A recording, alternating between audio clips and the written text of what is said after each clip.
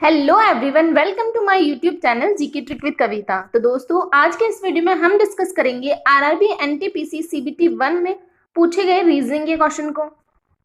यहाँ पर exam date है 23/7/2021 और शिफ्ट है थर्ड। तो इससे पहले हमने फर्स्ट शिफ्ट का कर लिया है। अगर आपने वो वीडियो नहीं देखा है तो वो भी देख लीजिए।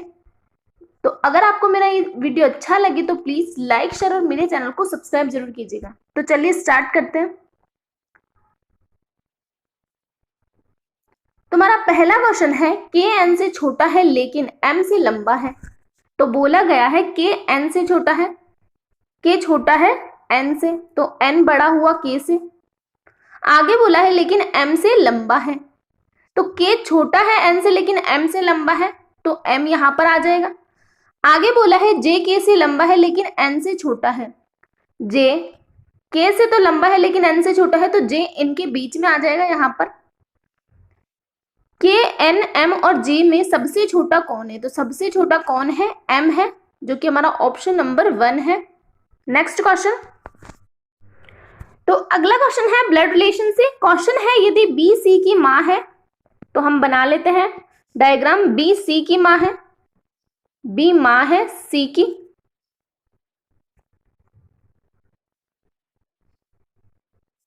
आगे बोला है डी सी की बहन है, तो डी सी की बहन है तो बी की बेटी हो जाएगी। सी ए की बेटी है, सी कौन है? बेटी है ए की, तो ये इसका पिता हो जाएगा। आगे बोला है ई डी का बेटा है, ई डी का बेटा है, तो डी का बेटा हो गया ई। तो हमसे पूछा गया है ए ई से किस प्रकार संबंधित है, तो हमें बताना है ए का रिलेशन ई से। तो ए किस प्रकार संबंधित है? ई ए का, ए क्या है? ई का नाना है। यहां पर हम ऑप्शन देख लेते हैं। ऑप्शन में हमें दिया गया है पहला ऑप्शन माँ का पिता, तो ई बेटा है डी का, और डी किसकी बेटी है? ए की बेटी है, तो ऑप्शन नंबर 1 हमारा करेक्ट आंसर हो जाएगा, माँ का पिता। Next question. तो अगला क्वेश्चन है मैथमेटिकल ऑपरेशन से। तो बोला गया है यदि प्लस का अर्थ गुणन, डिवाइड का अर्थ योग, माइनस का अर्थ भाग और मल्टीप्लाई का अर्थ घटाना है, तो निम्नलिखित व्यंजक का मान क्या होगा? तो हमें इसका मान निकालना है। यहां पर हमें दिया है 17। प्लस का अर्थ क्या बोला गया है? तो प्लस का अर्थ बोला गया है गुणन, डिवाइड का अर्थ बोला गया है प्लस, माइनस का अर्थ बोला गया है भाग, और मल्टीप्लाई का अर्थ क्या बोला गया है? घटाना।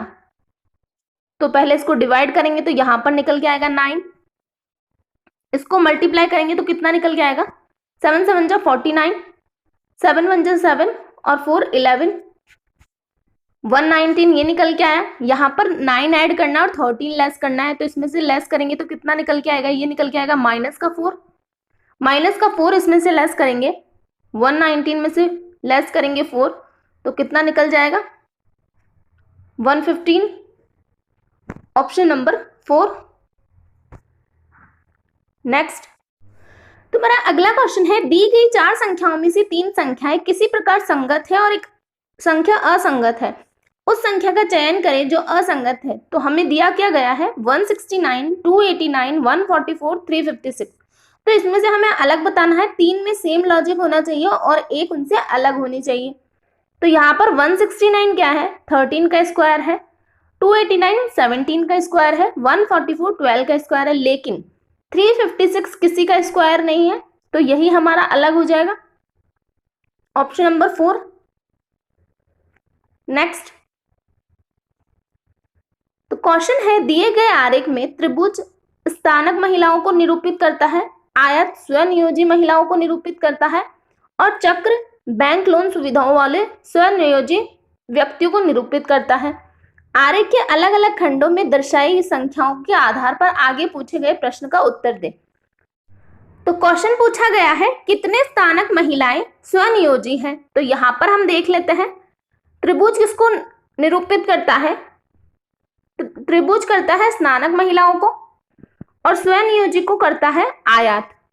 तो यहाँ पर हमसे इन दोनों का कॉमन पार्ट पूछा गया है, तो इन दोनों का कॉमन कौन सा हो जाएगा, यहाँ पर 5 और 8 हो जाएगा, ये दोनों मिलाकर हो जाएंगे इन दोनों का कॉमन, यही पूछा गया है। तो इसका टोटल कितना हो जाएगा, 5 और 8 13, जो कि हमारा ऑप्शन नंबर 2 है। नेक्स्ट, तो अगला क्वेश्चन है वेन डायग्राम से। क्वेश्चन है select the Venn diagram that best represent the relationship between the following classes. तो इनके बीच में कौन सा वेन डायग्राम बेस्ट रिलेशनशिप को रिप्रेजेंट करेगा वो हमें बताना है। तो हमें दिया गया है river, lakes, mountains, water bodies. तो वाटर बॉडीज में क्या हो जाएंगे, रिवर हो जाएगा, लेक हो जाएगा, लेकिन इनका आपस में तो कोई रिलेशन नहीं होगा, और माउंटेन्स क्या हो जाएंगे, अलग ही हो जाएंगे। तो ऐसा रिलेशन बनेगा इनमें, जो कि हमारा ऑप्शन नंबर 1 है। नेक्स्ट क्वेश्चन, तो क्वेश्चन है अपनी सुबह की सैर के दौरान विधांशु सूर्य की दिशा में कुछ किलोमीटर चलता है। तो सूर्य की दिशा में चलता है, तो सूर्य कहां से निकलता है, पूरब से निकलता है, तो ये पूरब की दिशा में चल रहा है।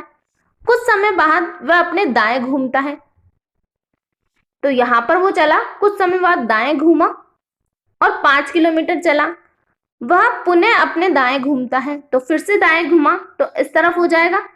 अंत में विधांशु किस दिशा की ओर चल रहा है, तो किस दिशा की ओर चल रहा है वो, यहां पर इस तरफ कौन सी दिशा होगी, पश्चिम दिशा होगी, तो ऑप्शन नंबर 4। नेक्स्ट, तो अगला क्वेश्चन है कोडिंग डिकोडिंग से। क्वेश्चन है किसी विशेष कोड भाषा में मोर को ये लिखा जाता है, तो उसी भाषा में 4 को किस प्रकार लिखा जाएगा। तो यहां पर हम देख लेते हैं क्या लॉजिक चल रहा है। m से n +1, o से r +3, r होता है 18, o होता है 15, तो +3 चल रहा है यहाँ पर। r से w, r 18, w 23, तो यहां पर किया गया है +5। आगे e होता है 5, l होता है 12, तो यहां पर किया गया है +7। तो क्या लॉजिक चल रहा है, +1, +3, +5 और +7 का लॉजिक चल रहा है। तो हम कर लेते हैं, 4 का कोड निकाल लेते हैं। f होता है 6, 6 में +1 करेंगे तो हो जाएगा g, o में +3 करेंगे तो कितना निकल के आएगा, o में +3 करेंगे तो r निकल जाएगा।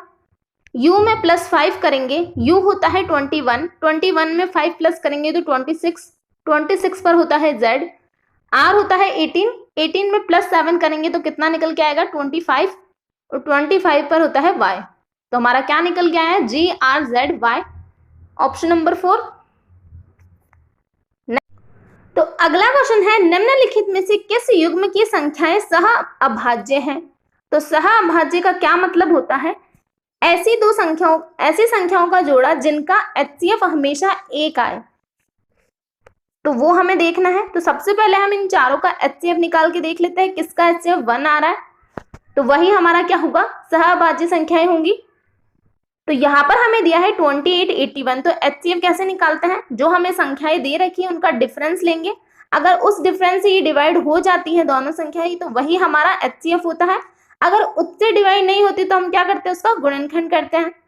तो यहाँ पर हमारे पास दिया है 28 और 81, तो इनका डिफरेंस कितना हो जाएगा, 81 माइनस करेंगे 28, तो यहाँ पर हो जाएगा 3 और यहाँ हो जाएगा 7, 5, 53। तो क्या 53 से ये 28 और 81 डिविजिबल है, नहीं है।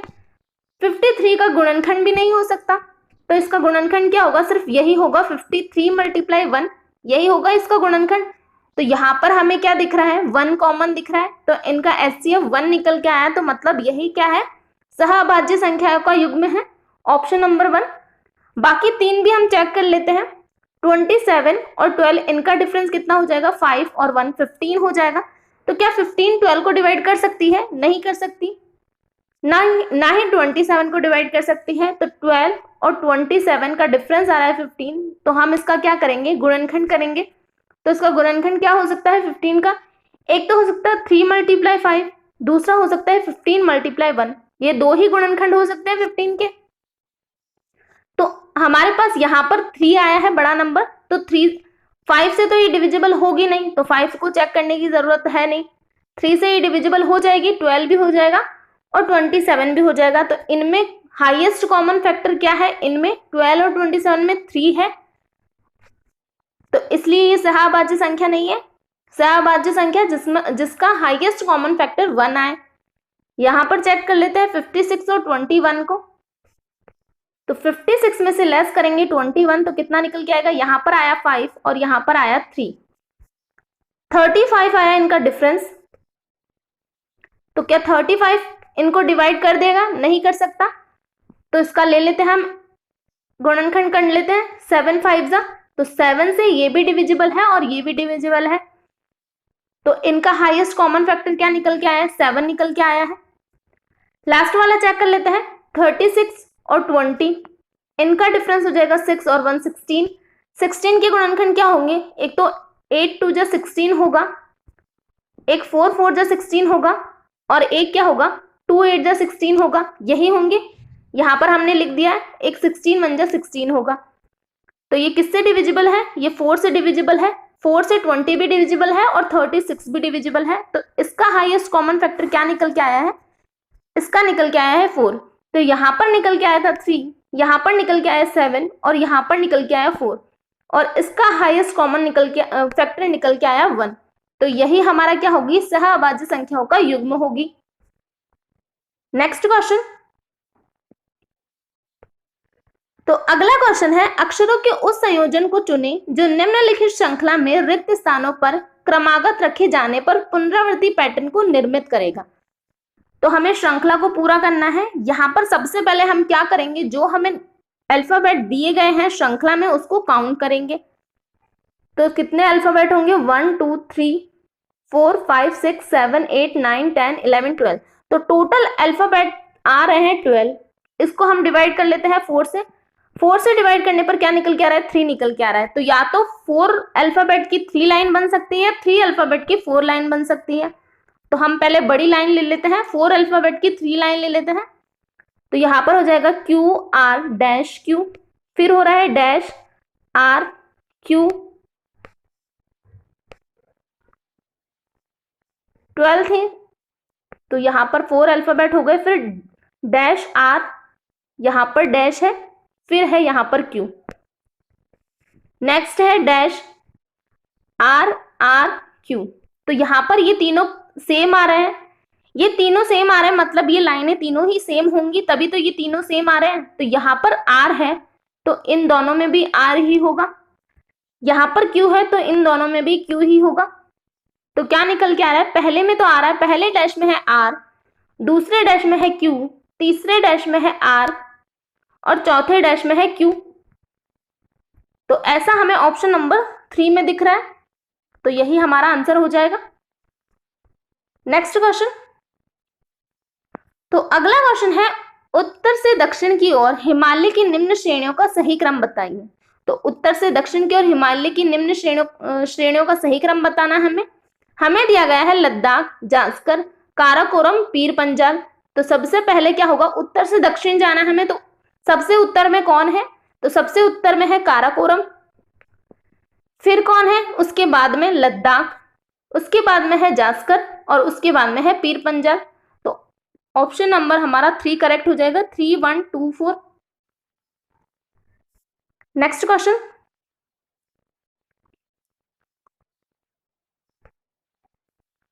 तो अगला क्वेश्चन है, उस वेन आरेख का चयन करें जो दिए गए वर्गों के बीच में संबंध को सर्वोत्तम ढंग से निरूपित करता है। तो हमें दिया गया है परजीवी, जू, हिरन, तो परजीवी कौन होता है, जू एक परजीवी जीव है, तो जू किस में आ जाएगा, परजीवी में आ जाएगा, क्योंकि वो दूसरों पर जीवित रहती है तो वो परजीवी हो गई, और हिरन अलग हो जाएगा, तो ऐसा डायग्राम बनेगा इनका, जो कि हमारा ऑप्शन नंबर 3 में बन रहा है। नेक्स्ट, तो क्वेश्चन है, उस विकल्प का चयन करें जो चौथे पद से उसी प्रकार संबंधित है जिस प्रकार पहला पद दूसरे पद से है। तो हमें दिया गया है तराजू, भार, तो तराजू में क्या तोला जाता है, भार को तोला जाता है, तो लंबाई को किस में मापा जाता है, सेंटीमीटर में, क्षैतिज दूरी में, फीता में या फिर ग्राम में, तो लंबाई को किससे मापा जाता है, फीता से मापा जाता है, जो कि हमारा ऑप्शन नंबर 3 है। नेक्स्ट, तो अगला क्वेश्चन हमारा कथन और निष्कर्ष से है। कथन हमें दिया गया है कुछ फ्रिज मशीनें हैं, तो कुछ फ्रिज मशीनें हैं। आगे बोला गया है कुछ मिक्सर मशीनें हैं, कुछ मिक्सर मशीनें हैं। कोई भी मिक्सर फ्रिज नहीं है, तो इन दोनों का आपस में क्या है, नो का रिलेशन है। आगे बोला गया है सभी पंखे मिक्सर हैं, सभी पंखे मिक्सर हैं, तो सभी पंखे क्या है, मिक्सर है। तो यहां पर हम फैन बना लेते हैं अंदर। फैन किसके अंदर है, सारा ही सारा मिक्सर के अंदर है। तो निष्कर्ष देख लेते हैं। निष्कर्ष है कुछ पंखे फ्रिज हैं, तो क्या कुछ पंखे फ्रिज है, फ्रिज यहां पर है, पंखे यहां पर है, इनका आपस में कोई भी रिलेशन है, नहीं है, तो पहला हमारा रॉन्ग हो जाएगा। सेकंड है कुछ, तो अगला स्टेटमेंट है कुछ मशीनें मिक्सर नहीं है, तो कुछ मशीनें मिक्सर नहीं है ये हमसे बोला गया है। तो मशीन यहां पर है, मिक्सर यहां पर है, क्या इन दोनों का कोई भी पार्ट नेगेटिव है, तो हाँ, यहां से फ्रिज और मशीन के लिए नो का रिलेशन हमें गिवन है, और कुछ फ्रिज मशीन में जा रहे हैं, तो जो कुछ फ्रिज मशीन में जा रहे हैं, मशीन और फ्रिज का जो कॉमन पार्ट है वो मिक्सर में नहीं जा सकता, क्योंकि यहां से इनके लिए नो का रिलेशन बोला गया है, तो जो ये पार्ट है मशीन का वो मिक्सर में नहीं जा सकता, तो हाँ, ये हमारा करेक्ट हो जाएगा। थर्ड है कोई भी पंखा फ्रिज नहीं है, तो यहां पर फैन है, कोई भी पंखा फ्रिज नहीं है, तो फ्रिज और मिक्सर का नो का रिलेशन बोला गया है, और मिक्सर में फैन इंक्लूड है, इसीलिए फ्रिज से भी नो का रिलेशन हो जाएगा, फ्रिज से भी फैन का नो का रिलेशन हो जाएगा, क्योंकि ये सारा ही नो का रिलेशन है, तो इसके अंदर वाला भी नो ही होगा, तो ये भी हमारा करेक्ट हो जाएगा। तो इसका क्या होगा, सेकंड और थर्ड दोनों फॉलो करते हैं। तो अगला क्वेश्चन है एक लड़की के चित्र की ओर संकेत करते हुए श्रेयस ने कहा, तो श्रेयस ने कहा है वह मेरे पिता की पुत्री, तो क्या बोला है, श्रेयस के पिता की पुत्री के इकलौते भाई का बेटा है, तो पिता की पुत्री के इकलौते भाई का बेटा है, तो इकलौता भाई यहां पे श्रेयस हो जाएगा, उसका बेटा है,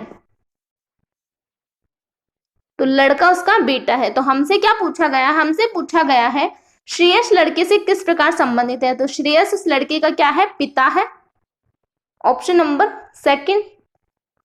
नेक्स्ट, तो अगला क्वेश्चन है दिए गए विकल्पों में से उस संख्या का चयन करें जो निम्नलिखित श्रृंखला में प्रश्न चिन्ह के स्थान पर आ सकती है।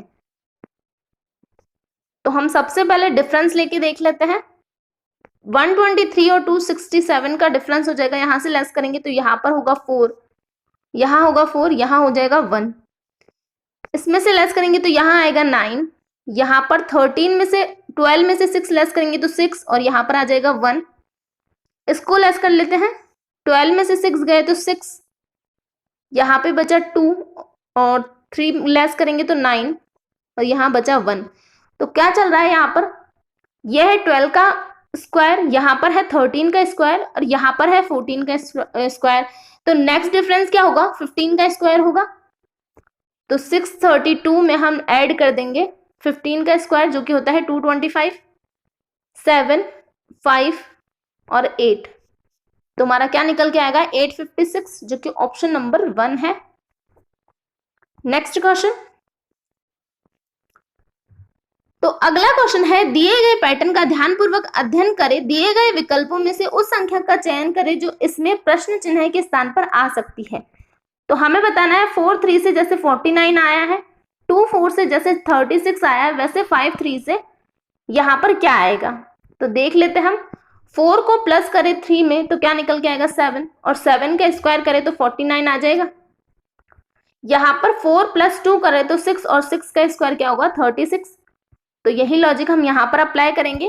5 और 3 हो जाएगा 8, और 8 का स्क्वायर क्या होगा 64, ऑप्शन नंबर 3। तो अगला क्वेश्चन है 5 सबसे अधिक अंक पाने वाले विद्यार्थियों के परिणाम के आधार पर कक्षा अध्यापक ये निष्कर्ष निकालते हैं कि लोकेश और सुमित बैंकिंग में अच्छे हैं। तो लोकेश और सुमित किस में अच्छे हैं, लोकेश और सुमित, लोकेश और सुमित अच्छे हैं बीमा और बैंकिंग में।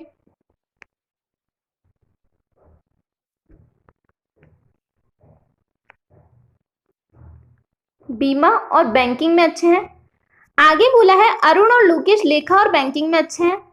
अरुण और लोकेश बैंकिंग और लेखा में अच्छे हैं। अरुण और पंकज और सुरेंद्र अर्थशास्त्र और लेखा में अच्छे हैं। तो अरुण, पंकज और सुरेंद्र किस में अच्छे हैं? अर्थशास्त्र और लेखा में अच्छे हैं। आगे बोला है सुरेंद्र और अरुण भूगोल और लेखा में अच्छे हैं। सुरेंद्र और अरुण भूगोल और लेखा में अच्छे हैं। तथा पंकज और सुमित अर्थशास्त्र और बीमा में अच्छे हैं। तो अर्थशास्त्र और बीमा में अच्छे हैं।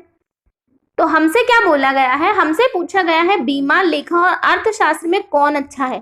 तो यहाँ पर अर्थशास्त्र और बीमा है।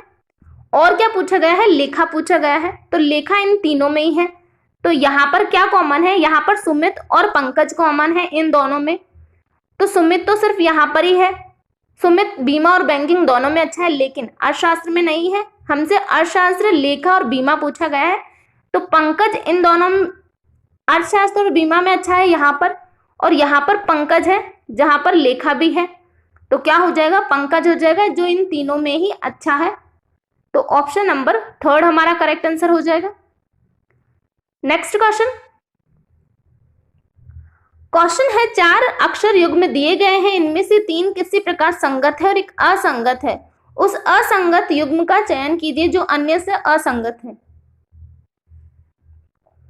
तो हम पहले नंबर लिख लेते हैं इनके। जे होता है 10, एन होता है 14, एस होता है 19। यहां पे चल रहा है 5 का डिफरेंस, यहां पर भी 5 का डिफरेंस। तो इन दोनों में 5 का डिफरेंस है। यहां पर चेक कर लेते हैं, यहां पर है 26 और 5। तो यहां पर भी कितने का डिफरेंस है? 5 का डिफरेंस है। W और C में कितने का डिफरेंस है? 23 और 3। तो यहां पर कितने का डिफरेंस हुआ? 3 इधर से और 3 इधर से, 6 का डिफरेंस हो गया। तो यही हमारा अलग हो जाएगा, ऑप्शन नंबर 4। तो अगला क्वेश्चन है दिए गए पैटर्न का ध्यानपूर्वक अध्ययन करें और दिए गए विकल्पों में से उस अक्षर का चयन करें जो इनमें से प्रश्न चिन्ह के स्थान पर आ सकता है। तो हमें बताना है क्वेश्चन मार्क की जगह क्या आएगा। तो सबसे पहले हम इनके नंबर लिख लेते हैं। E होता है 5, G होता है 7, J होता है 10, N होता है 14, S होता है 19, Y होता है 25, F होता है 6। तो यहाँ पर चल रहा है +2, यहाँ है +3, 4, 5, 6, 7। तो नेक्स्ट क्या होगा? +8 होगा। तो F होता है 6, इसमें +8 करेंगे तो हो जाएगा 14, और 14 पे क्या होता है? N होता है। तो ऑप्शन नंबर 4 हमारा करेक्ट आंसर हो जाएगा। तुम्हारा अगला क्वेश्चन है दिए गए पैटर्न का ध्यानपूर्वक अध्ययन करें और दिए गए विकल्पों में से उस संख्या का चयन करें जो इनमें से प्रश्न चिन्ह के स्थान पर आ सकती है। तो यहाँ पर हम पहले इनको प्लस करके देख लेते हैं क्या लॉजिक चल रहा है। 6 और 8 14, 14 में प्लस करेंगे 7 और 3 10 हो जाएगा। तो 24 ये निकल के आया। इसमें इसको प्लस कर लेते हैं। यहाँ पर है 9 और 7 16, और 8 और 8 16, तो 16 2 जा 32। इनको प्लस कर लेते हैं। तो पहले हम यहाँ पर लॉजिक देख लेते हैं। तो यहाँ पर है 24, यहाँ पर है 32। तो 32 कब होगा? जब 16 को मल्टीप्लाई 2 करेंगे तो 32 निकल जाएगा। यहाँ पर 8 3 जा 24। तो जो बीच वाला नंबर है उनको मल्टीप्लाई करने पर क्या आना चाहिए? इन चारों का एडिशन आना चाहिए। तो यही लॉजिक है। यहाँ पर हम देख लेते हैं 5 और 2 7, 3 और 2 5। तो कितना निकल के आ रहा है? 12 निकल के आ रहा है। 12 में कितना मल्टीप्लाई करें? 3 को मल्टीप्लाई करें 4 से तो कितना हो जाएगा? 12 हो जाएगा। तो हमारा नंबर क्या निकल के आया है? 3 निकल के आया है, जो कि ऑप्शन नंबर 3 है। तो अगला क्वेश्चन है दी गई जानकारी के अतिरिक्त अन्य कुछ भी विचार किए बिना दो घटनाओं ए और बी के बीच में सही संबंध प्रकृति का चयन करना है। तो पहली घटना है फिलिप्स हाल ही में एक जिम से जुड़ा है। दूसरी घटना है फिलिप्स अब पहले से काफी चुस्त लग रहा है। तो ऑप्शन देख लेते हैं। पहला ऑप्शन है बी प्रभाव है, लेकिन ए कभी भी इसका तत्कालिक और प्रमुख कारण नहीं हो सकता। सेकंड है बी प्रभाव है और ए इसका तत्कालिक और प्रमुख कारण है। थर्ड है ए प्रभाव है और बी इसका तत्कालिक और प्रमुख कारण है। ए प्रभाव है, लेकिन बी इसका तत्कालिक और प्रमुख कारण नहीं है। तो हमें इन ऑप्शन में से बताना है कौन सा करेक्ट होगा। तो यहाँ पर प्रमुख कारण कौन सा दिख रहा है हमें? प्रमुख कारण क्या हो जाएगा? फिलिप्स हाल ही में एक जिम से जुड़ा है, तो इस कारण का प्रभाव क्या होगा? इस कारण का प्रभाव होगा फिलिप्स अब पहले से काफी चुस्त लग रहा है, तो ये इसका तत्कालिक कारण हुआ, तभी तो ये इसका प्रभाव होगा। यहां पर वो जिम से जुड़ा है, तभी उस पर क्या प्रभाव पड़ा है? वो काफी चुस्त लग रहा है, तो पहला क्या हो जाएगा? उसका तत्कालिक प्रमुख कारण हो जाएगा, और दूसरा क्या हो जाएगा? उसका प्रभाव हो जाएगा। तो ऑप्शन नंबर सेकंड करेक्ट हो जाएगा।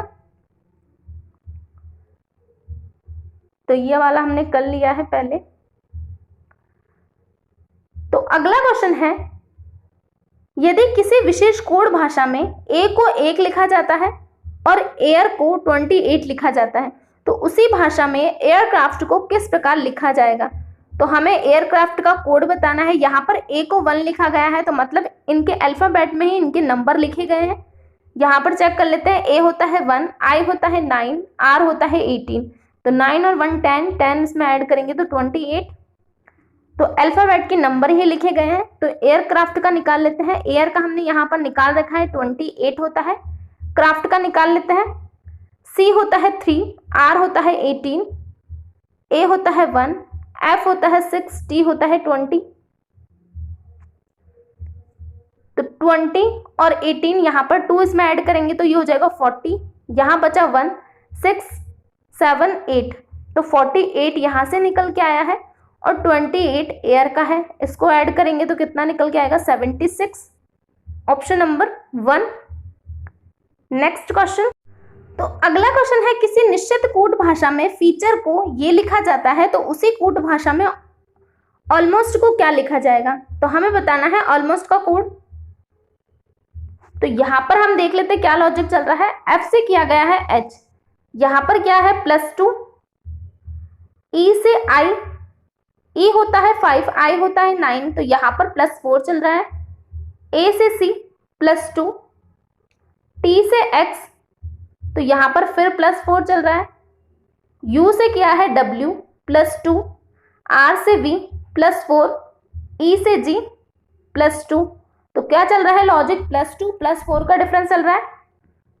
तो यहां पर हम देख लेते हैं A1, इसमें +2 करेंगे तो सी, एल होता है 12 +4 किया तो कितना हो गया? 16, और 16 पर होता है पी। यहां पर हमें पी से 2 ही ऑप्शन गिवन है। एम में +2 करेंगे तो ओ हो जाएगा, ओ में +4 करेंगे तो कितना निकल के आएगा? 19, और 19 पर होता है एस। एस में +2 करेंगे तो 21, और 21 पर होता है यू, और ऑप्शन नंबर 1 में हमें W दिया है, तो इसलिए ये भी रॉन्ग हो जाएगा। तो हमारा बनेगा क्या? Option number 3। तो अगला क्वेश्चन है, एक पासे की 3 भिन्न स्थितियां दर्शाई गई हैं। संख्या 2 दर्शाने वाले फलक के विपरीत फलक पर कौन सी संख्या होगी? तो हमें बताना है 2 के अपोजिट साइड बतानी है। तो यहाँ पर हम देख लेते हैं कॉमन कहाँ पर है। इसमें है कॉमन 1, इसमें है 1, तो इसको हम 1 से क्लॉकवाइज डायरेक्शन में मूव करेंगे। 1 2 4, यहां से 1 3 6, तो क्या आ रहा है? 2 के अपोजिट साइड, 2 के अपोजिट साइड आ रही है 3। Option number 3 1। तुम्हारा अगला क्वेश्चन है, दिए गए पैटर्न का ध्यानपूर्वक अध्ययन करें और दिए गए विकल्पों में से उस अक्षर का चयन करें जो इनमें से प्रश्न चिन्ह के स्थान पर आ सकता है। तो यहाँ पर हमें बताना है क्वेश्चन मार्क की जगह क्या आएगा। तो यहाँ क्या चल रहा है? डी का अपोजिट होता है W, I का अपोजिट R, J का अपोजिट Q, B का अपोजिट Y, तो V का अपोजिट क्या हो जाएगा? V का अपोजिट हो जाएगा E। Option number 4। तो ये आज का लास्ट क्वेश्चन है, और ये क्वेश्चन आपके होमवर्क का क्वेश्चन है। इसका जवाब आपको कमेंट बॉक्स में देना है, और वीडियो कैसा लगा ये भी बताना है। तो आज के लिए इतना ही। Thank you.